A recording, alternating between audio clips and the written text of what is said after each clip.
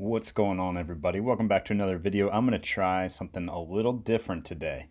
Calling this one Trade Deadline Takeover, where the basic premise is going to be I'm going to start off as unemployed. You can see up here I'm unemployed. And I'm going to sim to the AllStar Break.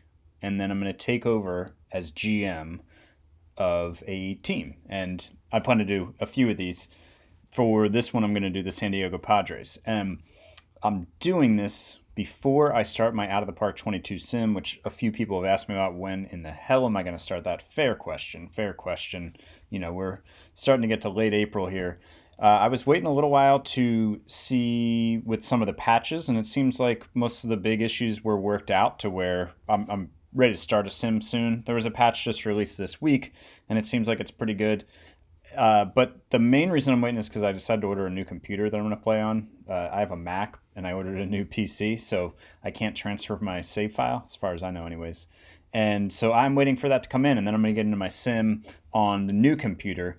And I think with the new computer, it'll give me an opportunity to make try different things with videos that this computer can't handle. So that's why I did that, and I will get started with my sim as soon as that thing comes in. But in the meantime, I'm going to do some of these fun videos and to talk about some of the settings and rules in this one. So I am going to take over the Padres on July 15th.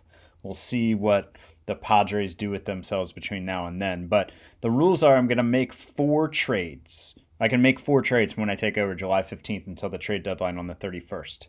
And the trade difficulty, we're going, let's go to our game settings and AI. This I'm going to play. I'm going to go 3 above on favors prospects. And then I like to change these weights to 45, 30, 20, and 5. So that's how I'll do the AI settings. And then another rule is I cannot change the coaching staff. So I can't come in and fire anybody. I've got to go with the coaching staff that they have when I take over.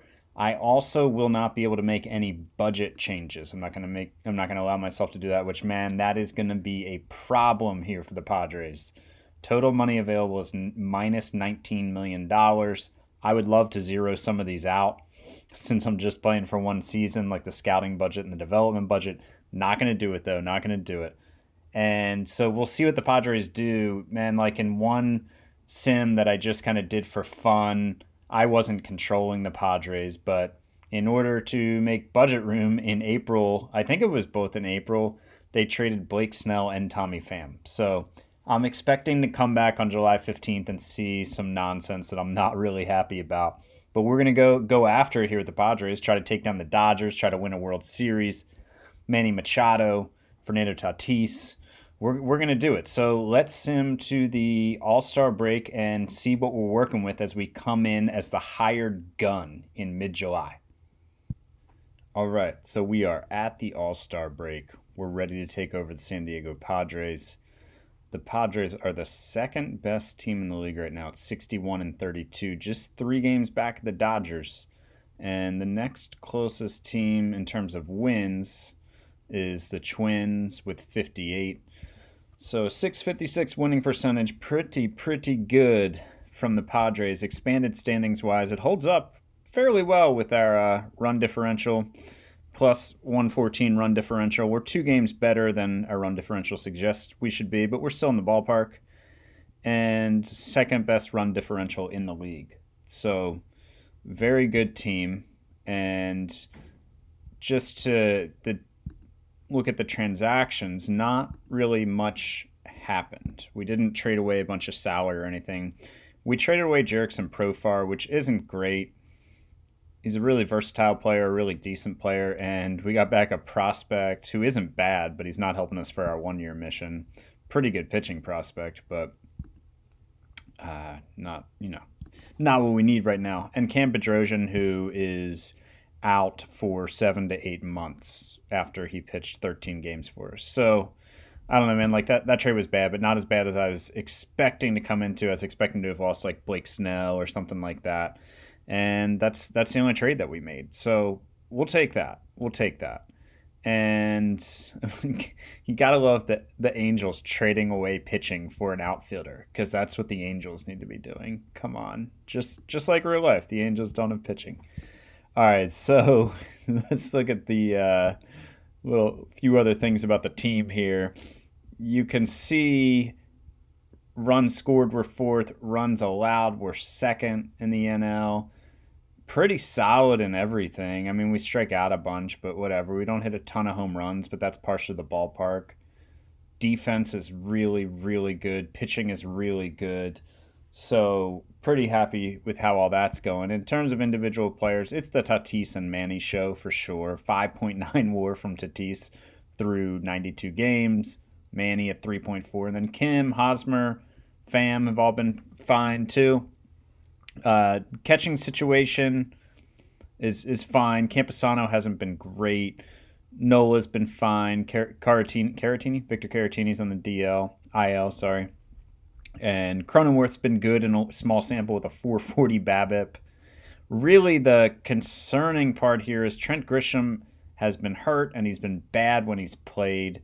And our fourth outfielder, sorry, because we're only carrying 4 outfielders and 12 hitters. Brian O'Grady has also not been good, so that'll be an area that I target for sure.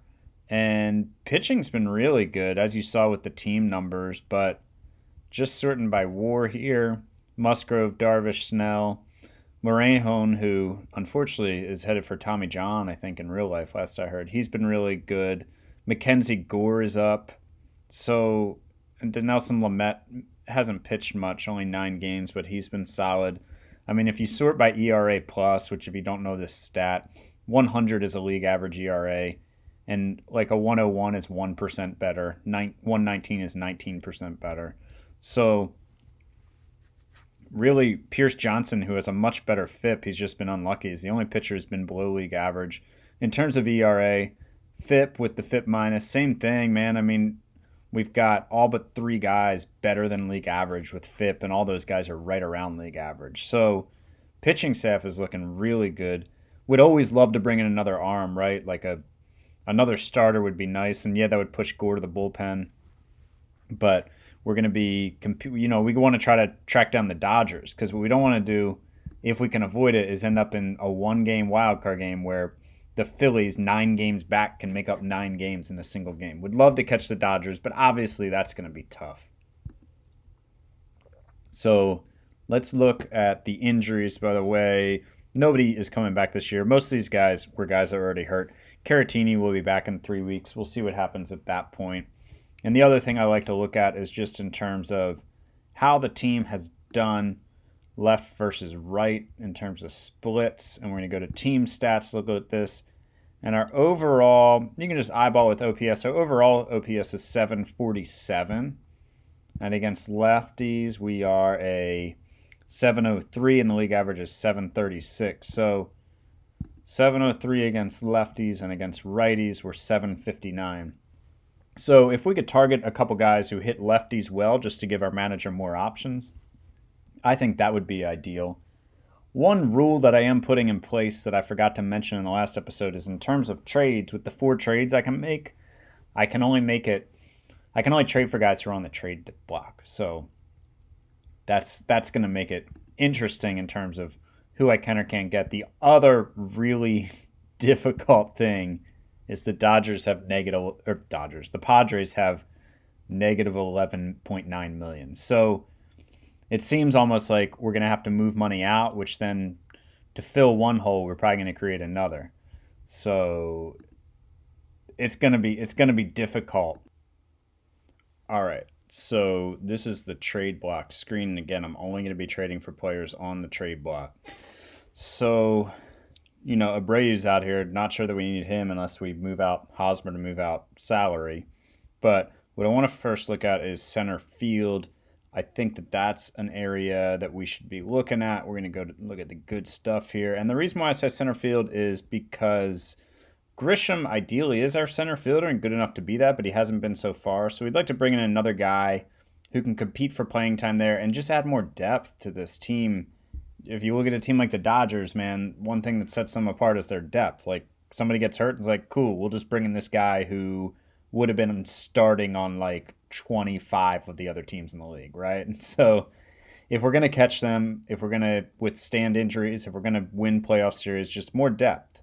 And Lorenzo Cain is out there. He's really the only interesting center fielder out there right now who can field the position well enough. He's not necessarily a gold glove guy anymore, but he's having a good season, 2.7 WAR. He's got a 128 WRC plus. BABIP is a little high, but this is a guy who I think we should target. Now, he is making $17 million, so with our negative $11 million available, we're going to have to figure out how to bring him in. And then on the pitching side of things, to be honest, there's not a ton out there. Oh, wait, I'm on my hitting stats. Like, why is every player negative 4? There we go. Kevin Gausman, who, as an Orioles fan, is one of my favorite players, is definitely interesting, but he's not a total stud in this game, the way he's pitching. I mean, 2.9 WAR, he would be a decent guy to bring in, but the 18.9 million is probably going to be a problem. Bringing in any salary is going to be a problem. And I'm not too concerned about his lack of movement in San Diego. I think he can get away with that.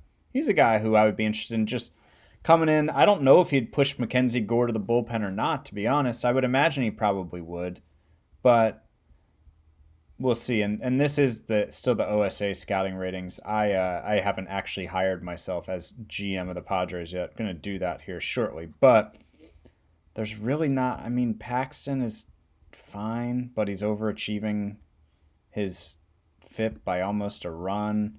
Tyler Anderson, Aaron Sanchez is having a somewhat interesting season, but he's out with a fractured elbow.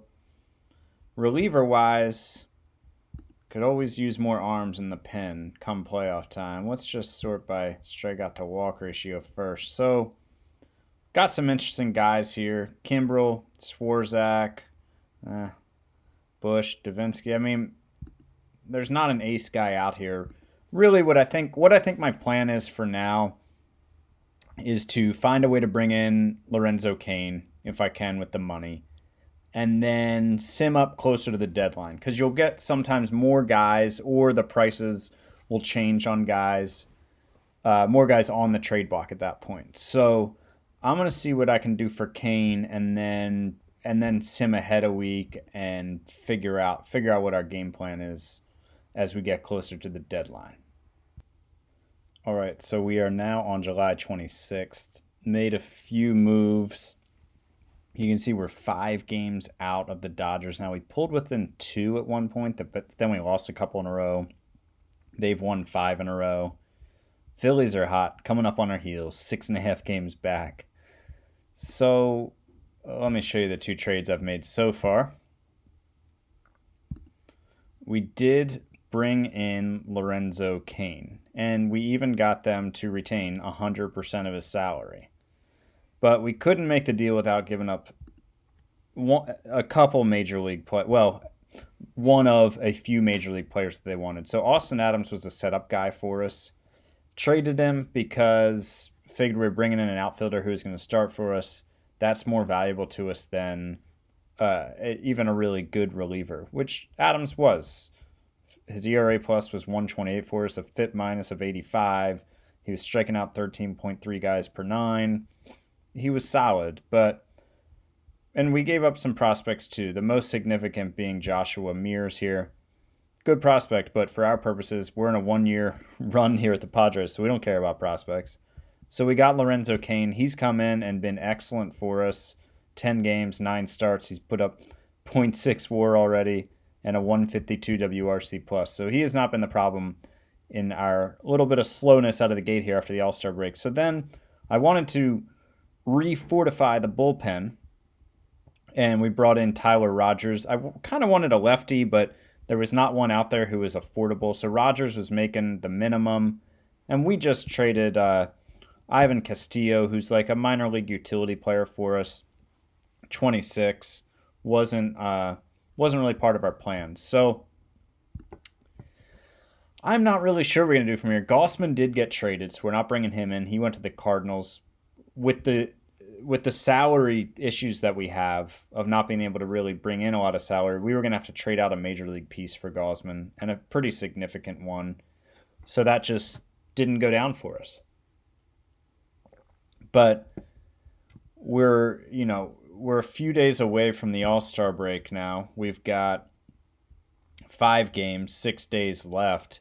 And I think, I don't know, I'll sim up to the end of the All-Star break and let you guys know if I made any other moves, and we'll see. But man, this is tough sledding here with their salary situation.